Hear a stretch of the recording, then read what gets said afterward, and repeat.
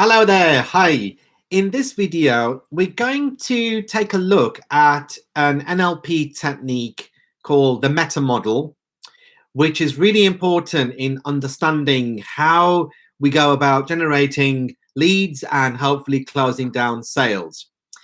And in the current climate, everything needs to be thrown into the pot in terms of, well, how can we actually grow our business? And essentially growing one's business is around having those all important relationships with your potential clients and winning them over. And it's really important to be able to understand from a linguistic point of view what their map is. And this is essentially what we are referring to as the meta model. So the meta model is essentially it's the linguistic maps that people have created, and these maps are created from their understanding of a subject or a phenomena or a topic or a theme.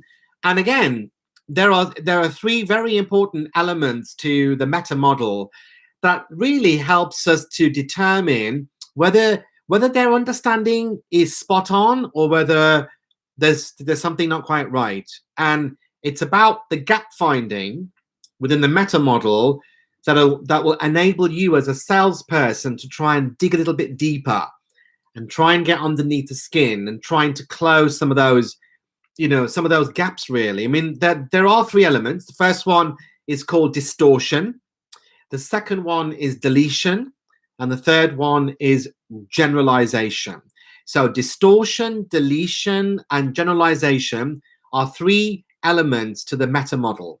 As I said before, it's the linguistic maps that they've created. Now, once you've built a rapport with your potential client and you're trying to get to know them, and then you may ask them an open question like, well, what do you think my business is about? What do you think this product is? What do you think it actually does? What kind of a service do you think I'll be providing if I was to consult with you or I was to provide a coaching program for you? Now, by asking open questions like this, you'll be able to get some idea of what kind of a linguistic map they've already got. So, for example, in response to your open questions, you'll probably find that maybe some of their understanding is distorted. It's distorted because they quite really haven't understood what is it that you're trying to offer? What is it that you're trying to sell? Their views could be distorted because of some natural bias, or maybe they've had a bad experience.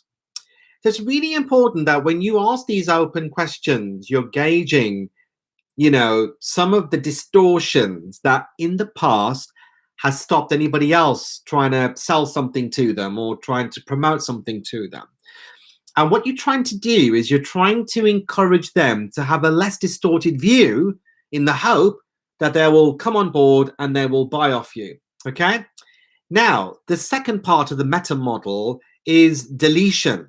Now, it may well be that in their understanding, they've probably missed off huge chunks, huge benefits of how this product or service could actually improve their lives, the lives of their loved ones, help to grow their own businesses, make them lots of money, have a better standard of living. So their understanding has missed off huge chunks. And that may not necessarily be their fault. It may well be because they just lack the full understanding. They just haven't been exposed to that knowledge at this point in time. And it's very important to say this at this point in time because that's all you've got, isn't it? You're trying to pitch, you're trying to get them to come on board and then hopefully to do an agreement and to buy your product or for them to take on your offer of a service. So you've really got to try and understand, well they've missed off huge chunks here. I need to add more information. And maybe saying, well could I just without saying to them that they lack a full understanding or they're missing off certain bits, you don't want to make the meta model that you're using explicit to them. You're not going to show that. But what you can do very tactfully, sensitively, gently is to say things like, oh, have you considered this? or did you know about that, or did you watch that? Just to try to fill some of the gaps. And maybe some of the gap filling may well be used if you want to show them some case studies of people who've successfully bought and they've had a full understanding. They've bought off you with their eyes out wide open. So we've covered distortion, deletion, and the last one is generalization. This is the last part of the NLP meta model.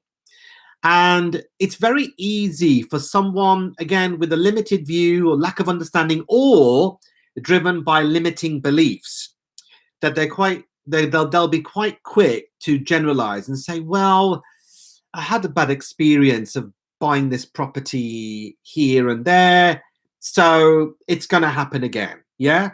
So if you buy from there, it's not going to be good. Or they just make a judgment about one thing and about a person, or even a salesperson. They may generalize that all salespeople are crooksters, or then they can't be trusted, and all this kind of stuff. It all depends on their own personal experiences. And what you want to try to do is you want to try and suss out those things. So if there is some negativity or something that's holding them back, it might be good in that conversation in terms of building a rapport, showing that you understand, but also showing how what you're doing is different. And then if you evidence that with case studies of successful people, or you're throwing testimonials at them that these people will vouch for my service. I know for me personally, and this is an honest thing, I'll always say that, from all my years of property development and experience, that some tradespeople are excellent, some maybe otherwise. So in terms of trust, in terms of offering you good quality of service, and it is a largely unregulated market. So I know that if I ever want to get any work done to my house, my property, I will always get 4 or 5 quotes, and then really try to drill down. And then people will know that I'm a very discerning customer, because I've had some negative experiences. So any salesperson needs to understand that about me to win me over. Okay, so that's something that you want to suss out as well when you're trying to generate interest, hopefully a lead, and then closing a sale. Okay, so that was the meta model. So looking quite closely at how the individuals have linguistically created maps based on their understanding, which may be limited, maybe distorted, maybe have missing chunks off there, and again, limiting beliefs may just hold them back in going forward. So distortion, deletion, and generalization. Okay, thank you, everybody. I hope you enjoyed that video.